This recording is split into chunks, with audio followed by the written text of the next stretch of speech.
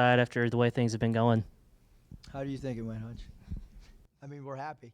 We'll have a good dinner tonight with family and friends. It's a little bit better than the alternative. But, yeah, I mean, I think our whole team really responded in the second half. I thought, in the first half, kind of weren't making shots. Maybe the flow wasn't what we wanted offensively, but I thought the second half defensively, holding Ole Miss to 37%. Defensive activity with steals, kind of doing, what we do, which is create offense through our defense. And then certainly, when we're able to make threes like Jordan Walsh did tonight and obviously Joseph Pinion, those two guys in particular, their three-point shots kind of opened up dribble drive angles and stuff for other people. Also made 3 threes tonight. He seems to be shooting really well the last few games. What's been the key to him turning things around beyond the arc? Well, I think just his work ethic. I got in today and worked out at. I think I got here at 7:06, and he was either finishing or close to finishing, shooting. His work ethic's been extremely consistent on a daily basis on his own. And I think he's really focused. I mean, I think he's a guy that just the steady approach of getting his work in on his own has been really impressive, and we need him to continue to play really well on both ends. I think that, you can look at Devo's stat line and the 3 for 5 and 6 from 3 and the 6 of 11, but his defense, it's like every single night he's taking a star player. And not doing a good job, but doing a phenomenal job from a defensive I cannot talk enough about his defense. Even these games we haven't won, whether it's Hodge, whether it's Miller with Alabama, whether it's Miller with LSU, I can go on and on at how he has defended at an incredibly elite level. He really was good today. What'd you think of his game? Yeah, I think Anthony just, with a lot of our young guys, I mean, you just want him to keep growing. To keep playing with confidence. But his stat line, first of all, it's hard to, as a guy, with a guy his size, and then you're going against some of the smaller, point guards with great quickness, like a guy like 24, Ruffin. His ability around the rim. We posted him up one time on baseline out of bounds, and so you're seeing growth in his game on both sides of the ball. There's not many freshmen that are going to have 17, 8, and 5 steals. I mean, that's the 5 steals to me, is as impressive as anything that he did tonight. And then, Joseph, your last 2 SEC wins, he's come off the bench. I think he's giving you 13. I think that's right. Just if you could expand a little bit more on or expound on what he did. And obviously, Ricky was having a rough game. You took him out early in the half and then didn't put him back in. Was that you just felt like it just wasn't Ricky's day?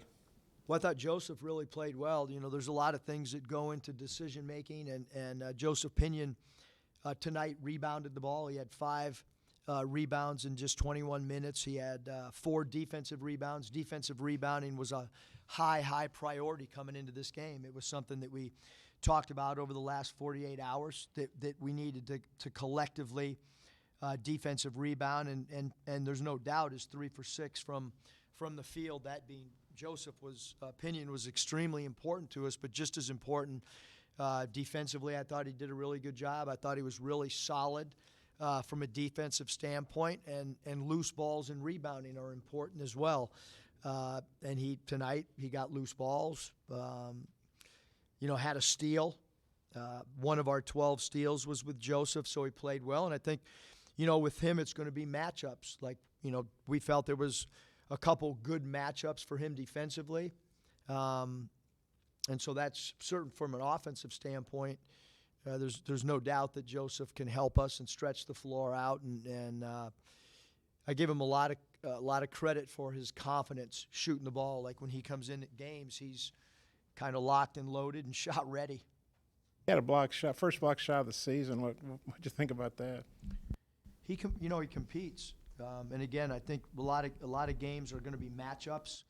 And again, we felt coming into the game that there was a couple guys that would be, players that defensively would be a good matchup from our side of the ball with him. Coach, 11 turnovers, tied the fewest you've had since the SEC opener. Just what was the key to taking better care of the ball? Yeah, I mean, I think that, Christina, there's always two sides of it. I mean, one, Ole Miss is they'll 1-3-1 and they'll make you eat clock. And it's not just the University of Arkansas against Missouri turning the ball over. I mean, they've led the country in steals for most of the season, and then you add in the fact you're playing in front of a sold-out building or close to it, and a team that plays that way. Certainly getting a shot on goal for us is important because we feel like we're a good offensive rebounding team.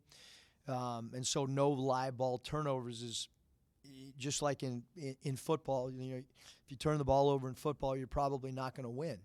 And so for us, the way we go through drought scoring, we can't turn the ball over because if we don't, I think you'll see results like our defense tonight.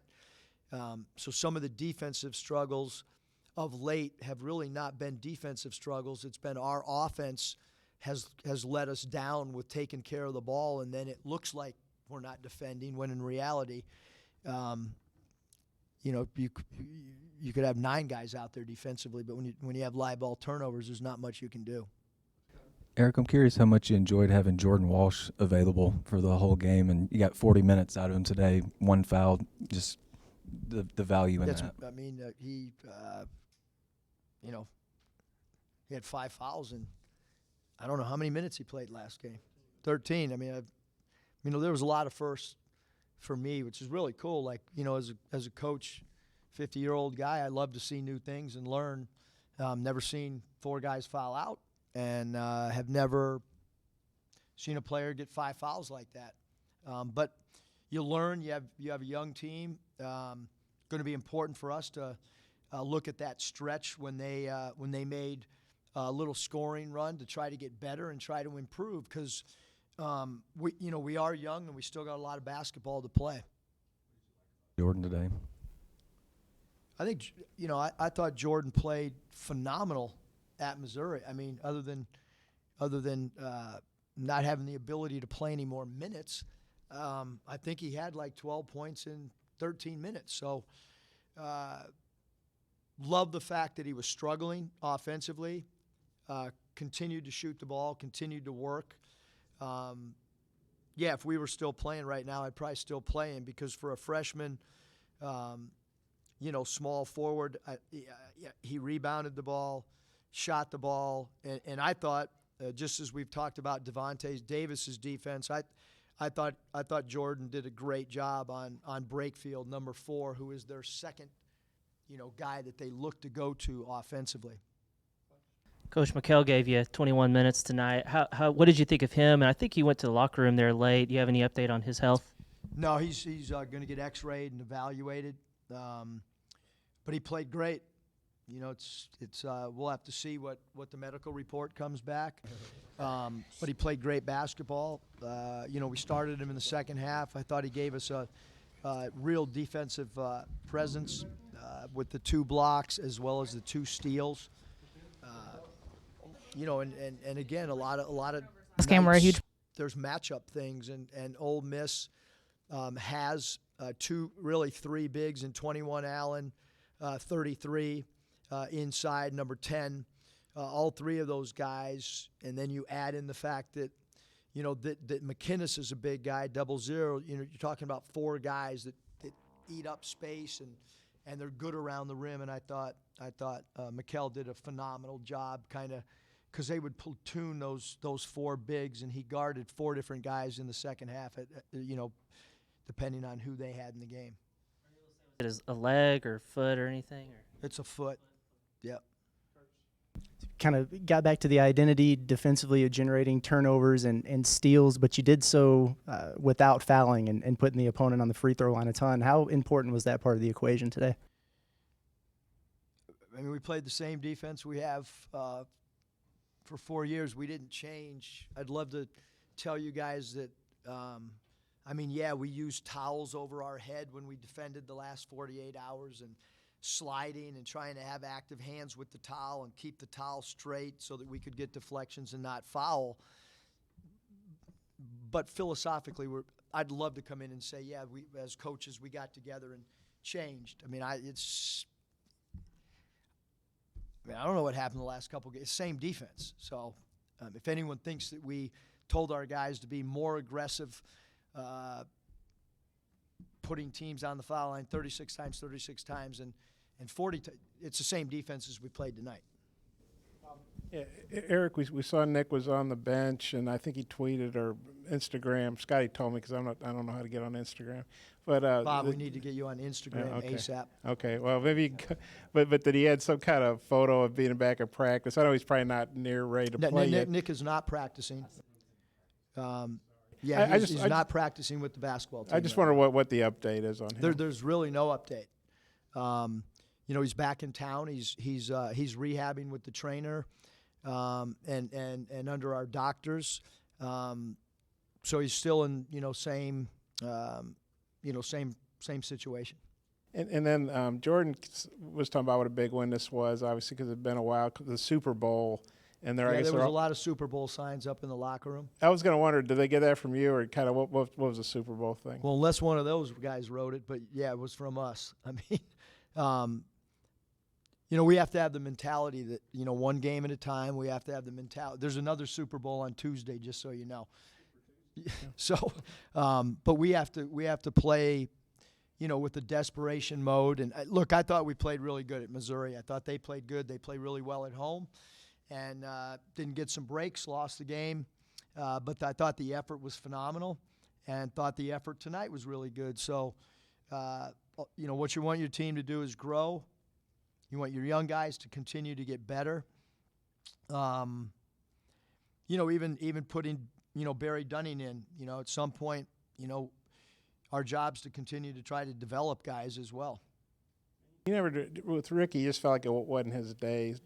Yeah, I thought Joseph did what we needed, which was defensive rebound, make shots, not turn the ball over, and I thought I thought Joseph earned the minutes tonight for sure. Knock on wood, if you'd like, with the last 3 games, shooting about 40% from 3 on pretty good volume. What's been the catalyst for that?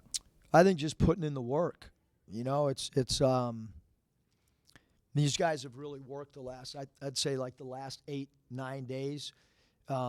Individual player development has ramped up or increased. We talked about now that we're back in school with 5.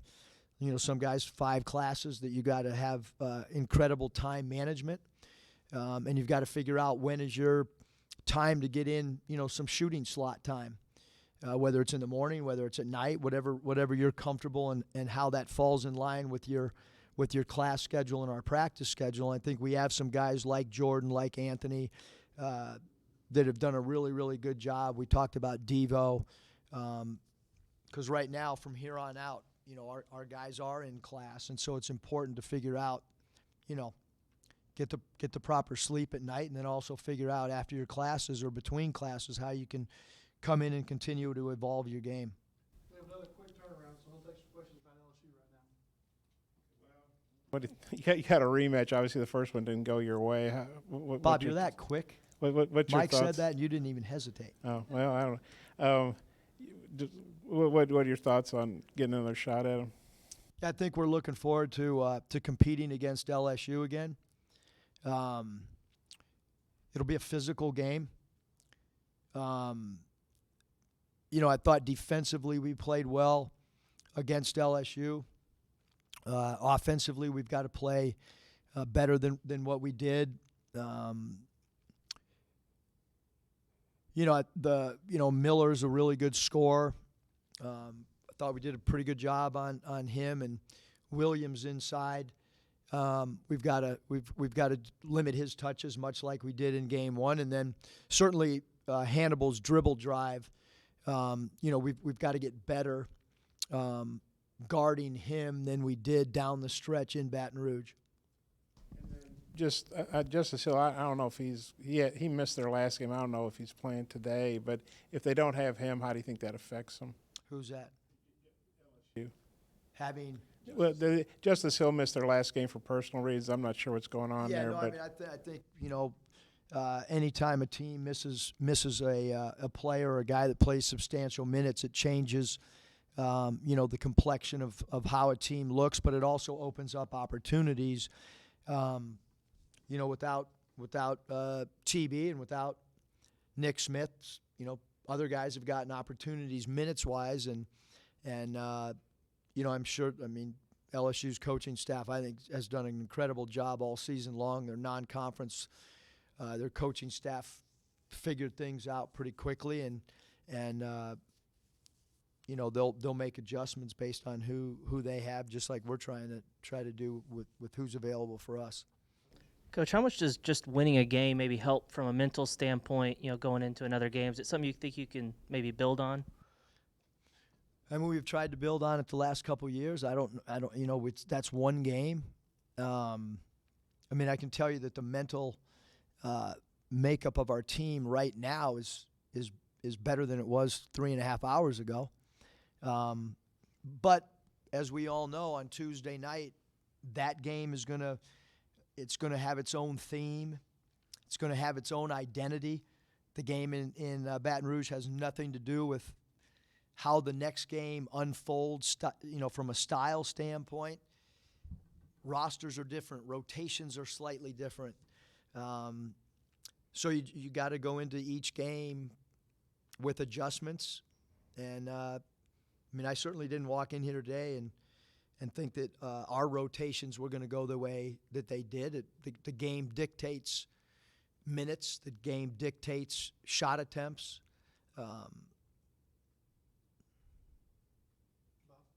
On the radio show the other night, I think Chuck asked you about all the delays, and you talked about being an old school guy, really not liking reviews, and then freaking Tuesday night's games like a marathon. Today wasn't quite as bad, but what are your thoughts about all these delays and how maybe that impacts the flow of the game and win or lose? It's not a lot of fun. Yeah, from a stoppage of play or whatever, this is. I'll preface it. This is only my opinion. This is not criticism. If I'm watching a baseball game, I don't want to see reviews over and over. And if I go to watch Coach Pittman's team, I'd prefer not to see stoppage of play and video stuff. And whether I'm coaching a game or watching a NBA game on TV, that stoppage of play is whatever. I mean, I'm old school, and I remember plays at the plate in World Series, and you live with the call. But I've also been in plenty of meetings in different leagues, and a lot of coaches really love getting the call right where you can see it on the video monitor or whatever. Again, being the son of a coach, there was many times that I heard him say, hey, you live with the call, and everybody's, there's human nature and stuff happens. So, but yeah, I mean, I've talked about, sometimes the long stuff. I'm just wondering if I can make it back to the restroom before stoppage of play and all that other stuff. I only got so long at my age before I have to, use the restroom. About it. But what's nice that today wasn't quite as delayed as some of these last. I mean, the Vandy game was 2.5. I think the Mizzou game was like 2:45 or something crazy. Yeah, I mean, I don't want to get in trouble, so today was great. Yeah, and speaking of that, you said you couldn't come in on the officiating, but the SEC the next day comes out and says, hey, we blew that call, and a tie game, Devo would have been going to the line to shoot. Totally changed that game. Just wonder what your thoughts were on the fact that they basically, Look, we got a game on Tuesday. What's happened in the past, we just want to try to squeeze out, compete, whatever word you want to use to get, as many wins as we possibly can. Second, he was in here earlier, and he said that the staff kind of picks with him sometimes about the number of fouls that he may get in a game.